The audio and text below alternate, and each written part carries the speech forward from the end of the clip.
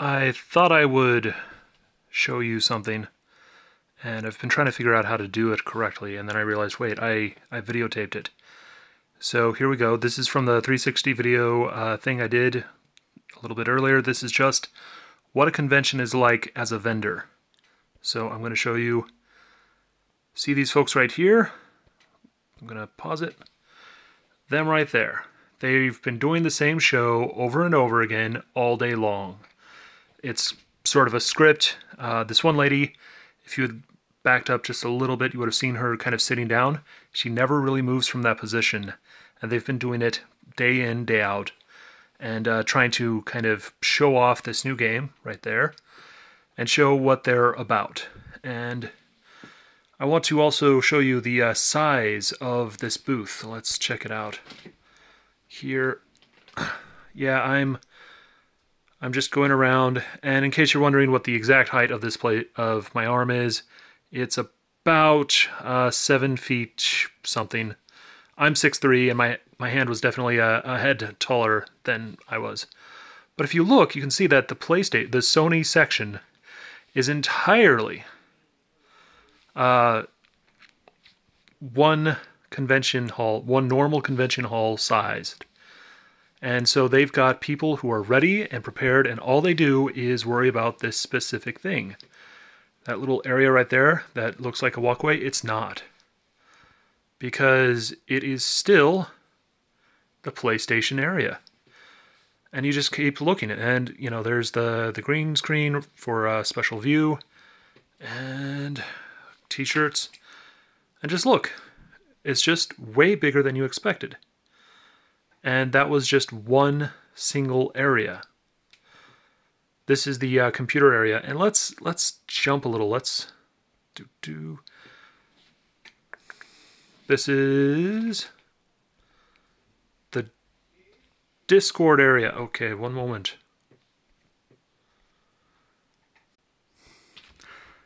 This is the Discord area. Oh no, this is still the Sony area that I'm walking through.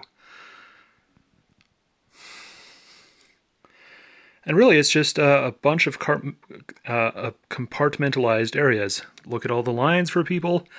I never actually got to play a game when I was here, and now you can see why. There was lines for everything, and there was just no way for me to play anything. So I walked in, and I pretty much walked out. Look to your left. Unfortunately, the graphics aren't the greatest with my camera. I apologize for that. I did order a new camera, so we're going to see what's going on with there. And they're still showing off PSVR, or PlayStation VR, so that's good. But really what you're looking at is the size, the absolute enormity of something like the PlayStation show. And this is not average. This is not what a normal convention looks like. A normal convention, this is literally the size of a normal convention floor for just the PlayStation area. I'm going to show you another couple of conventions as we go along, but I thought this would kind of show you what's going on. And look at that crowd. There are more people in this shot than there will visit most normal conventions in a day. Kind of breathtaking, isn't it? But if you look carefully, you can see all of the demographics, all the people, who's what and how they work. Oh, look, see? Not trying anything here. I'm just looking at demographics. Isn't that amazing? And I think this is the Discord area. Yes! And so they're showing off computers, and that's me just kind of losing it with my hand. Okay. But I just wanted to show you the convention as it is when it's big. And you'll notice that they have people who are there. You know, they're just filming something right there. And they have a camera crew who is there all the time. In fact, I think I recognize the camera guy. I met him the last time I was at PAX 4 years ago. And then they have people who are called talent. And those talents are there to kind of talk up whatever they're doing. And they've just got to come up with whatever they're going to talk about in seconds. They have a script. They're not going to show you the script, but if you look carefully, you can sort of see some references. This doesn't mean that the script is, you know, word for word. It's, okay, now talk about this. Okay, now talk about this. Okay, now talk about this. And they got to seem like they're interested in the subject, and they have to know what the subject is about. And behind them are people trying out Discord servers from various ways. And that's just kind of a mood shot. And that's what PAX is. PAX is just big. Let's skip to another section. This is, I don't actually know what's up here. Oh, the AMD section that we were looking at. That's really is serendipitous. And just the people who are working in this little area, that's all they see. They don't go around the rest of the show floor. The show floor is huge, but all they ever see is just that section right there. They never leave it. They never think about it. It is their own little mini convention area. Where's this? I honestly don't know. One of the sad parts is this camera didn't pick up video really well. It's just too bright. You can pick up demographics here, and if you watch this video and you feel like doing some anthropology, check out the demographics. And there's a Discord thing. The interesting thing about the Discord booth was that they had an entire live show going on at that time. So, oh, this is the Microsoft area. Once again, you can see that it's just as big as a normal convention. And, you know, they have lines and they have specific areas, and they kind of have it kind of compartmentalized so that people can get through quickly. And then they have areas for the lines so that people can get through around the people on display. In fact, that guy in the blue shirt may be telling people to move around. And that is what a show floor looks like. And you'll notice the bumping and stuff. I couldn't get a Steadicam. Sorry about that. And oh, look, the Ubisoft booth. Once again, the same thing. You'll just notice how big it is. The size, and it's almost starting to look exactly the same. They have lines of things up, and they're just trying to choose out ways to kind of catch you. In the same way Disneyland has these things that, you know, will catch the eye and become a goal in your mind, the booths are trying to pull that out. Here's another TV show. And you'll notice the exact same setup. Camera guys, they have guys talking. And if I remember correctly, that guy sounded sort of like he was selling knives. May not be the same place, but one guy, he just did sound like knives. And this is just equipment and stuff. But the same thing. Everything is kind of lined up. Everything is kind of ready. And that was PAX. That's what PAX looks like.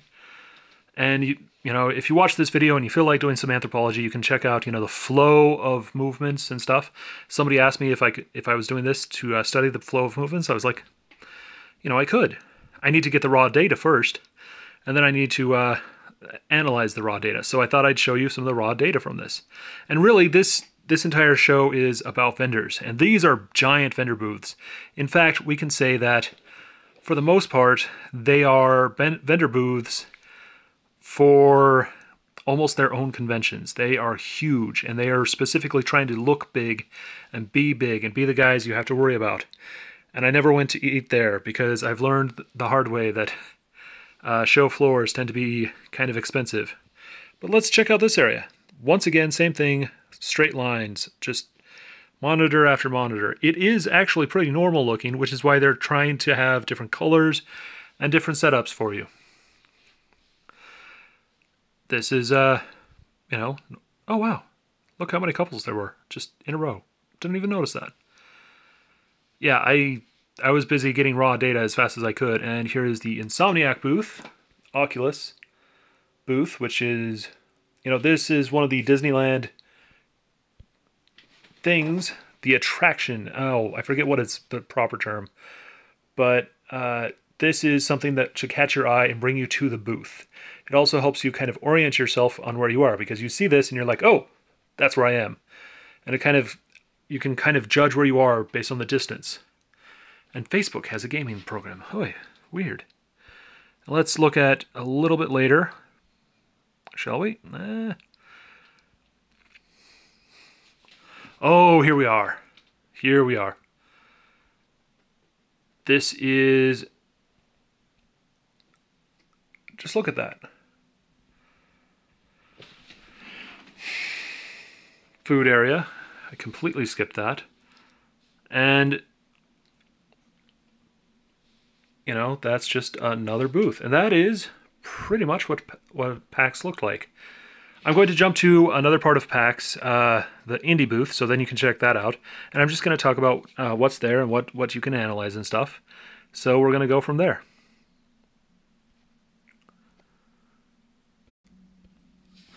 All right, so this is the indie booth area, and it is still big.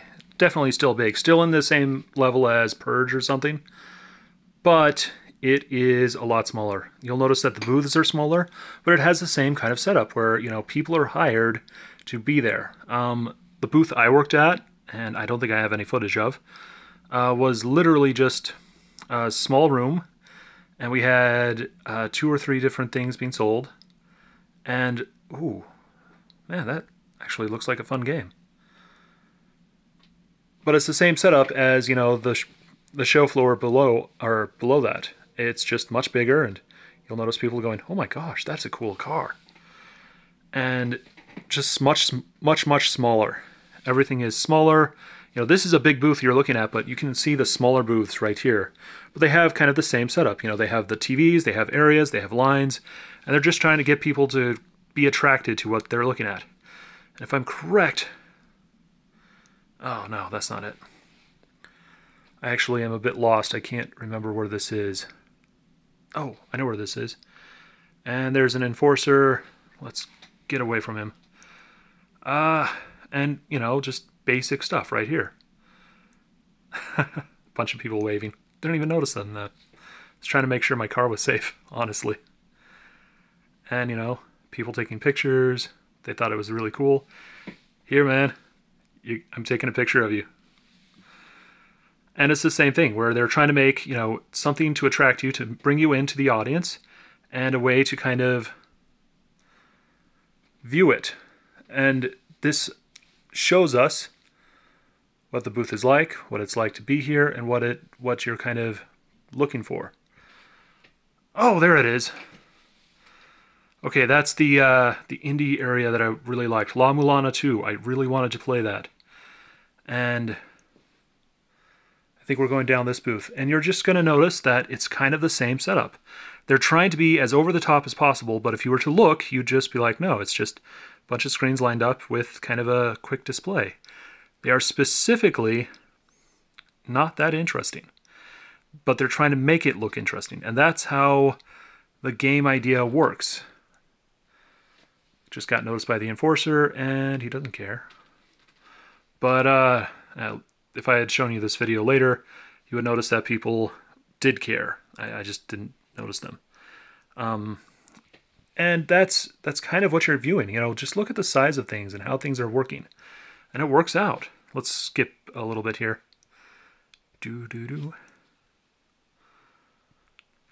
This is a little crowded area. And, you know, same idea, you know, just basic areas, very, I think this is one of the more packed areas, and I actually chose out a time when I knew it was less packed. And you can see just kind of a square. This is a vendor area, and it's just kind of a square area, and kind of flat right there. Table Titans. Don't even know what that's about. Wouldn't have even noticed them had it not been for my camera like this. But that is kind of the booth thing. And I'm going to show you a little bit later what it's like. Oh, cool. We got waved at by Ash. Okay, so when you can watch this video and you can analyze it yourself, but you'll notice that it's a lot smaller. It's a lot more loose. It's not feeling as impactful as, you know, the major game floor downstairs where they're trying to make it look as intense as possible. This is much more laid back. The people are feeling a little more happy, and the booths are a lot smaller. Like even the big booths, like that one, is not anywhere near as big as, say, the Nintendo or the Sony or the PlayStation or the Microsoft booth. You know, just the booths are huge downstairs, and the booths are kind of small here, and the game areas are even smaller. There isn't as many lines, there aren't as many people, but you have kind of the same setup where people will just spend all day long at a booth. I didn't notice how many people noticed my car. I was busy driving it, honestly. So I'm going to show you what a normal convention looks like. It's a smaller convention, but still, you'll kind of figure it out from there. Here we have a much smaller area, and I actually got to know a lot of these people, and I'm going to show you kind of the convention thing about them. This is the Seattle Retro Gaming Expo. I think I already said that, and I think they sold weirdly. This was honestly a weird area, but I thought it would be best for you to see kind of the booths and how they were set up. And a lot of these people who are selling right here, they go like once a month, they just set up and they sell stuff. Like Rachel here, just at least once a weekend, or at least once a month, you know, 2-3 times a month, she goes and she sells stuff. That's a bump. And this is how they pay rent. This is how they have lives. I've gotten to know some of these people, and I've got to tell you, they've each got stories and backgrounds and stuff. Unlike the booths you saw at PAX, these people actually think about what they're doing and how they're doing things. And this is kind of their livelihood. Whereas at PAX, a lot of the people are just hired. They don't know what they're selling until they arrive there. In fact, the item I was selling, I didn't really understand or know about until I arrived. I literally walked in and started selling. And when, oh, that's Patrick Klepek. I believe that's his name. Oh. Anyway, he runs Wired. And let's see if we can get this booth. Yeah, this is it. This booth right here has a story behind it. I think it's this booth. We're going to say it's this booth. The story goes that their little girl will go underneath the table, and they'll give her a little tablet or something, and she will, you know, just spend the entire time there, and people will just be passing by. If it's a horror type of convention, she will reach out and grab people by the ankle and stuff, you know, when they least expect it, because, you know, this is their life. This is their livelihood, is right in front of you. Every weekend they go out and they sell. This is paying rent. And it's very different from the way you'll see a Nintendo booth. A Nintendo booth, it's not going to pay rent until, you know, 5 months from now. But they're still paying people to be there and to sell and stuff. But most of the people selling and most of the people dealing with stuff, you know, they're dealing with it in a very professional way, but they have no real connection to the art itself. Whereas people who are making this kind of art, this is their livelihood, or this is their art. They are selling their own art.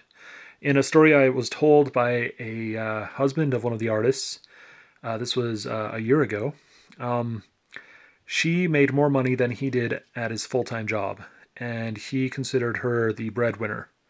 So, in their minds, this is a major and important job. And just look. Oh, that's me. There we go. Turn on. Get out. Okay, yes. Am I recording? Yes. Oh, bloody.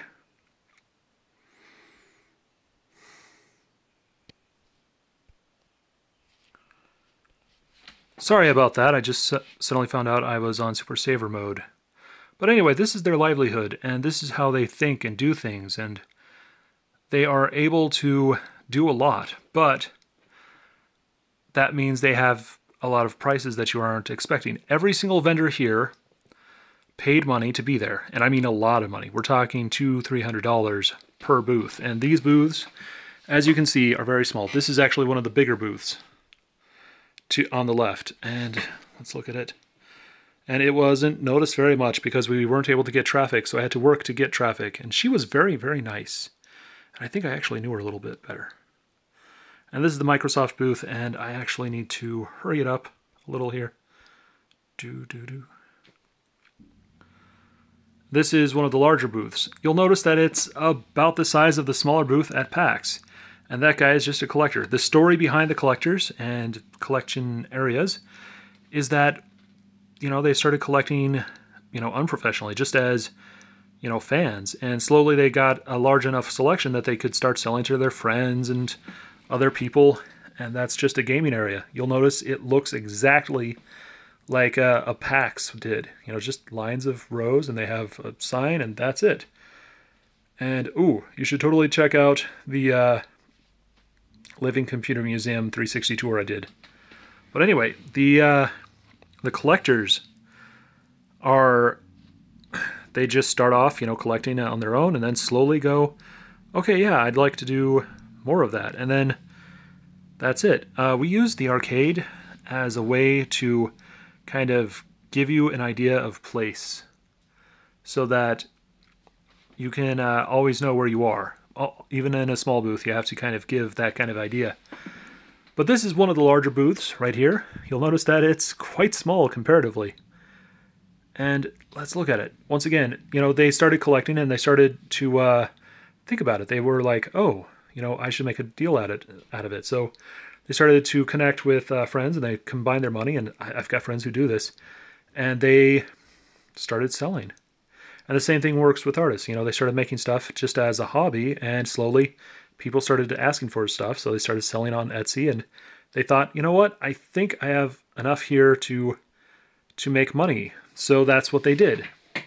And that's kind of the thing about being a vendor is you basically have your own convention for, well, a couple square feet instead of an entire thing. Like the Nintendo booth, that is a convention unto itself. This small booth right here with all of these games is a convention unto itself. Everybody there, this is their life right now. This is selling games and making sure that nobody is stealing stuff. And that is everything going on.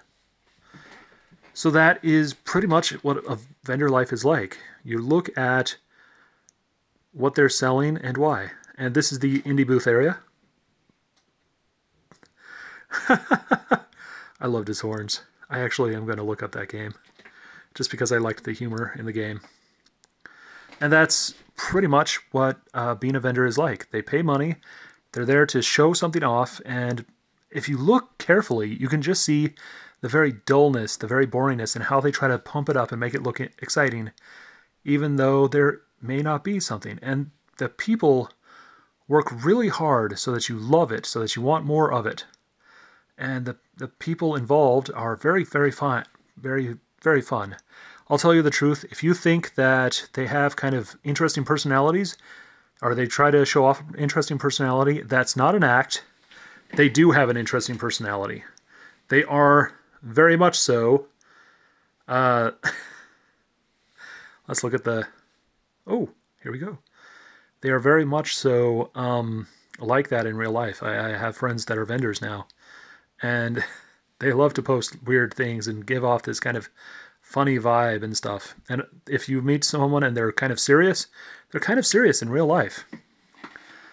And this is kind of the draw area. Oh, there's Casey.